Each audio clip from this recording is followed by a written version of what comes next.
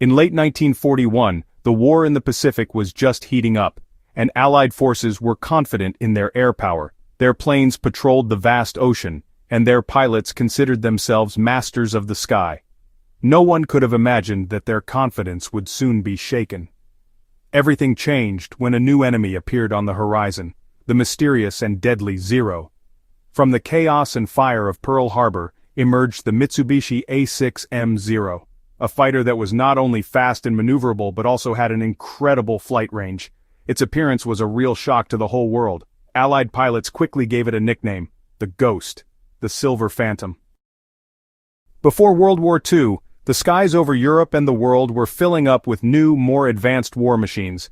Western countries like Great Britain and Germany focused on building fighter planes where speed, firepower, and pilot protection were the top priorities. The British Spitfire and the German Bf-109 became symbols of this arms race, perfect for battles over Europe. At the same time, American planes like the Curtiss P-40 Warhawk and the Grumman F-4F Wildcat focused on being tough and having strong weapons, so they could handle harsh conditions and long missions. Western experts comparing their planes to Japanese ones often thought the aircraft from the Land of the Rising Sun were old-fashioned and not as good. They didn't realize that Japan had its own very specific needs for military aircraft. For an island nation with big dreams and long coastlines, they needed a fighter plane that could launch from an aircraft carrier, travel huge distances over the ocean, and still be super agile in a fight. The Mitsubishi A5M Claude was once the pride of Japanese aviation. It was the world's first carrier-based monoplane fighter, but by the late 1930s, it couldn't keep up with the newest Western planes anymore. The story of the Zero begins with Japan's big dream to be the top naval power in the Pacific. In the late 1930s, the Japanese Empire was growing fast, and it needed something special to help it. It needed a fighter plane that could go with its fleet far from home. The Imperial Japanese Navy gave its designers a challenge: create a carrier-based fighter that could not only take off from aircraft carriers, but also beat any enemy in speed, maneuverability, and flight range. Plus, the fighter needed strong weapons, machine guns and cannons, to rule the skies in dogfights. And all of this had to fit into a small, sleek plane that could do amazing tricks in the air. Nakajima, one of Japan's top aircraft makers, thought these demands were impossible and backed out of the project. Only Mitsubishi took on the challenge, even with all the difficulties. And as a result of the hard work of the company's best engineers and designers, the Zero was born. It was a plane made for elite, aggressive pilots where being able to move well and attack hard were the most important things. When we talk about creating a legend, Jiro Horikoshi's name always comes up first. He was the chief designer at Mitsubishi, and he got an almost impossible task: to build a machine that could fly farther, faster, and turn better than any other plane of its time. Horikoshi was obsessed with making things lighter. Every single ounce of the Zero's design was checked very carefully. Engineers weighed parts, tested pieces, and constantly looked for ways to make the plane lighter without making it weaker. One of Horikoshi's biggest challenges was getting the powerful Nakajima Sakai engine. Many thought other engines would work better, but Horikoshi stuck to his guns, arguing that only the Sakai would give the Zero the power and reliability it needed. In the end, he was right. To make it incredibly light, the team used a new aluminum alloy for the first time called Extra Super Duralumin. This material was both strong and very light, which helped create a unique design.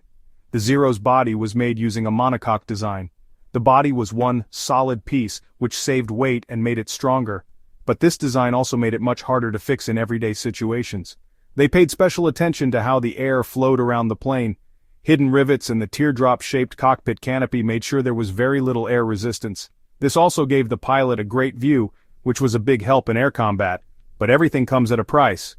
To get the best performance, Horikoshi and his team purposely decided not to put armor on the cockpit or use self-sealing fuel tanks. This made the plane incredibly light and easy to move, but it left the pilot almost completely unprotected. The result was a true masterpiece of attack aircraft. It was a fighter plane that, at the start of the war, had no equal in the sky. Its lightness and ability to maneuver amazed even experienced enemy pilots. The heart of the Zero was its Sakai engine. It was a 14-cylinder radial engine with 940 horsepower. Now at first glance, that might not seem like a lot compared to American or British fighters, but Japanese engineers focused on something different, a perfect power-to-weight ratio. Because of this, the engine was not only reliable, but it also let pilots make sharp turns, climb fast, and get away from enemy attacks. The light build and easy handling made the Zero really dangerous in the hands of a skilled pilot. This plane had a huge wingspan of 12 meters, and it only weighed 1,680 kilograms when empty. This lightness let the Zero do amazing aerial tricks, get away from attacks, and fight on its own terms. The Zero's weapons are also worth talking about.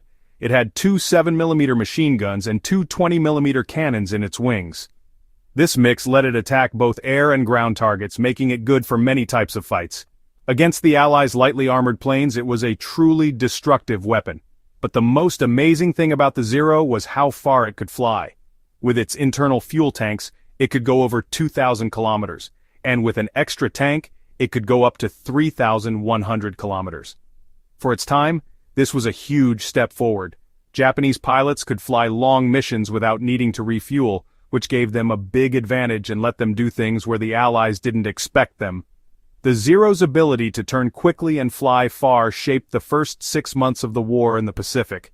During this time, the Japanese fighter was pretty much unmatched. It ruled the skies completely. But the Zero's super light design meant that even a small hit could cause big damage.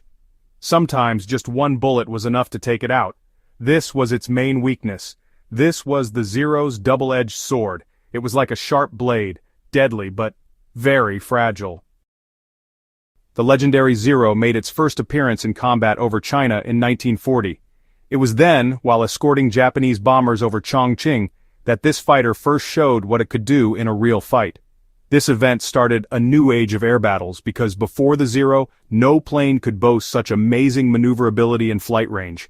In its very first big fight, the Zero pretty much wiped out waves of Chinese fighters, like the Polikarpov 116.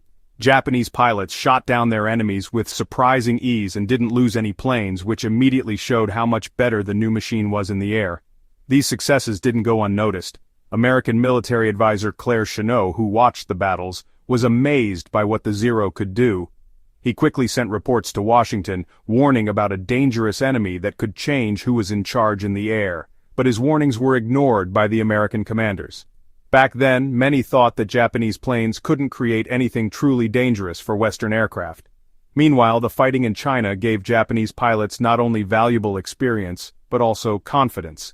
They learned how to win, made their tactics better, and became even more dangerous opponents. By the time of the attack on Pearl Harbor, the Zero had already been tested in many battles, and its pilots had become true aces, ready for new fights. For many months, the Zero remained a true mystery to the Allies.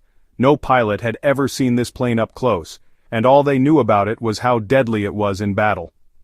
Legends and rumors grew, and the fear of this unseen enemy just kept getting bigger. Everything changed in June of 1942. During a mission over the Aleutian Islands, a damaged Zero had to make an emergency landing on Akutan Island. This was the first time the Allies got their hands on an almost complete example of this mysterious plane. The pilot, sadly, died in the crash landing, but the plane itself was mostly unharmed. This was a huge find for the Americans. American engineers eagerly got to work. They got the Zero off the island, carefully fixed it up, and got it ready for testing. Now they had a special chance to study the enemy from the inside. During flight tests, American pilots were amazed. The Zero really did have incredible maneuverability at low speeds, which made it a dangerous opponent in close combat. But the tests also showed its weaknesses: a slow roll rate at high speeds, a tendency for the engine to cut out with negative G-forces, and very weak protection from damage. All this valuable information was immediately sent to Allied headquarters. The Ghost of the Pacific, which had scared pilots for a long time, was finally caught. And from this moment on, the legend of the unbeatable Zero began to fade. When the war started in the Pacific, the Mitsubishi A6M Zero was front and center. It was ready to fight against a whole bunch of Allied fighter planes. Among them were planes like the Wildcat, the Brewster Buffalo, and the P-40 Warhawk. These planes were the main fighting force in the air for the United States and its friends. Let's start with the Wildcat. This American fighter plane was known for being built tough and having strong weapons. In a head-on attack, it was a big threat to any enemy, even the Zero. But even though it was reliable, the Wildcat was heavier and couldn't turn as well. Its shape for flying was much worse than the Japanese plane. In long turns, American pilots quickly realized they couldn't keep up with how nimble the Zero was. Now the Brewster Buffalo was a real letdown for the Allies. It was slow, didn't have many weapons, and often failed its pilots because of mechanical issues. When it met the Zero in the sky, the Buffalo pretty much had no chance. Japanese ace pilots shot them down with scary ease. The P-40 Warhawk was a completely different kind of opponent. This fighter plane was super fast when diving and incredibly tough. Its powerful engine let pilots dive steeply to escape the Zero's chase. At the same time, in flat turns, the Warhawk was not as good as the Japanese fighter. So, American and Australian pilots relied on speed, surprise attacks, and firepower, not on turning in circles. The Zero was so good at turning and twisting in the air that the Allies knew they needed new tricks and a whole new way of fighting in the sky to win and stay safe. That's when new ways of fighting were born. One of the first was the famous thatch weave. It was simple, but super smart. Two fighter planes would fly next to each other, covering each other's backs. If one got attacked by a Zero, both would start crossing paths like they were dancing in the sky. This made the Japanese pilot have to follow one target, and the second Allied plane would get a chance to attack from a good spot. This was the first step to turning the Zero's biggest strength, its amazing turning ability, against itself. But the Allies didn't stop there. Another strategy came along: boom and zoom. The idea was to use their plane's speed and height to their advantage. A pilot would dive down from high up, shoot at the Zero, and then zoom right back up, not letting themselves get pulled into a long turning fight. All of this needed not just new tricks, but a completely different way of working as a team. Before, it was all about the lone hero in the sky, but now, being disciplined and working together became super important. Pilots learned to fly in formation and support each other. They learned to act as one big team. But maybe the biggest answer to the Zero threat was when new planes showed up. The F-6F Hellcat replaced the older fighters. This plane was built with everything they learned from fighting the Japanese. The Hellcat was faster, tougher, had more guns, and could take a lot of damage. It became a real nightmare for Japanese pilots. Unlike the planes before it, the Hellcat didn't try to be better than the Zero at turning. Its job was different. It was built to survive a fight, take hits, and deliver a crushing blow. With its strong weapons and armor, American pilots felt more confident and could be more daring. And now, the Allies were taking control more and more often. Everything changed when American factories and fighting methods caught up to, and even passed, the Japanese. Factories worked day and night, making hundreds of new planes, and pilots got intense training to use the new planes' abilities to the fullest. The sheer number of planes made, and the level of training became the key to winning control of the skies. So, little by little, the Zero's rule in the sky was coming to an end. Now, the outcome of a battle wasn't just about how well a plane could turn, but also about making lots of planes, new ways of fighting, and working together as a team. The legendary Japanese fighter met a worthy opponent, and it lost not in a single fight, but because of time, new technology, and the Allies working as one. And in our next episodes, we'll tell you more about the legendary planes, tanks, ships, and giant weapons that were used in World War II. So, subscribe to the channel and hit the bell to get a notification about our new series. Please like this video and write in the comments what legendary vehicle you'd like to see us talk about on our channel. And see you soon in our new episodes, friends. Bye for now.